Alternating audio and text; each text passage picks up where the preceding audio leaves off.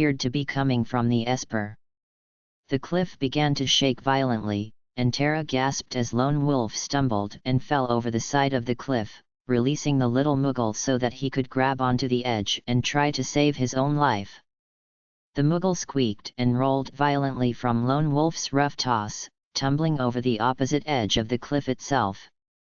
It cried out louder as it clung to the edge, beating its legs and wings frantically to try to give itself the power to climb back up.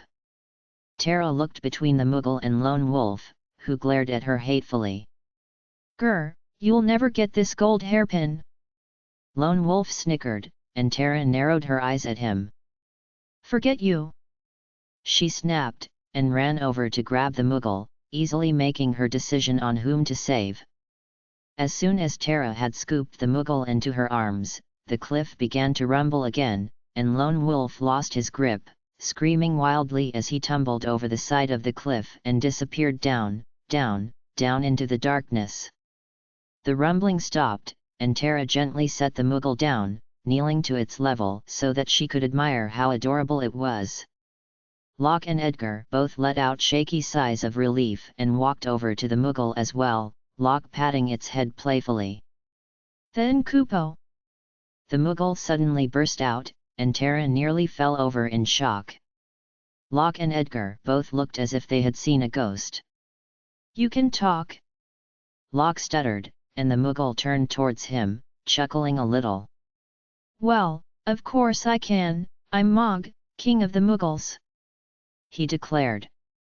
"And you're Locke, and you're Chere. I saved you guys, remember?" Edgar looked a little left out as Chere nodded seriously.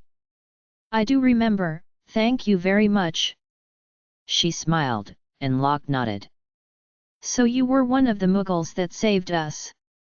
I knew I had seen you somewhere before." Locke smiled as well, and Mog suddenly took a leap into Locke's arms, cuddling against him and making Locke turn bright red. "That old psycho, Ramu, came to me in a dream and told me to be expecting you," Mog declared, and Locke raised his eyebrows. "And now I'm gonna join your party." "You're kidding me," Edgar stuttered. Mughal and the returners. "Listen buddy, I don't think you quite cut it." Mog blinked and glared at Edgar, hopping down from Locke's arms and poking Edgar in the chest. "You don't think I cut it, Kupo?" Mog screeched, and Edgar gulped, crawling back a bit. I mean... Come on, Mog!" Chere exclaimed happily, and Mog turned away from Edgar to leap into Cere's arms, using them as a ladder to climb to her shoulder. "We can always use more help." With that, Chere began to walk away back towards Narsh, and Edgar looked up at Locke with a look of disbelief on his face. "I wouldn't piss him off too badly," Locke said half-jokingly as he helped Edgar to his feet. "I've seen that guy fight, and it's not pretty." "Well, I'll be a Mughal's uncle." Edgar shook his head and put his hands on his hips. "I hope Chere doesn't think that that little ball of laundry lint is cuter than me." "Oh. So that's what this is about." Locke began to laugh as he led Edgar away from the cliff, their voices fading. "Well, maybe Mog isn't even a boy." "Of course he's a boy, you can't be a king of the Mughals unless you are a boy." "Well, maybe things work different in the Mughal world." "Don't give me that, thief." "What?" That evening was the first in a long time that the returners actually got to sleep for a full night without any threats of attacks or missions to accomplish late in the night. The different team members were all sprawled about on the floor of Arvis's parlor, with the exception of Chere, who had been given the privilege of using the bed since she was the only lady among them. Mog slept comfortably at the foot of Cere's bed, worn out from his adventures for the day and from being fussed over when brought back to the others to be introduced. Edgar and Sabin slept side by side on the floor under the same wool blanket, both with identical grins on their faces as they had sweet dreams about women and meditating, respectively. Cyan snored lightly in his own little corner of the room, wincing every once in a while from a bittersweet memory of Owain or Elaine. Gao was curled up in a ball, drooling happily in his sleep at the thought of a big breakfast in the morning, and Setzer was nearly swallowed up in all the blankets he had requested, mumbling lines from Maria's different operas in his sleep. Locke himself was in a deep sleep, still as a statue in his sleeping bag as his aching heart and body absorbed the peace around him, racing to make him well again.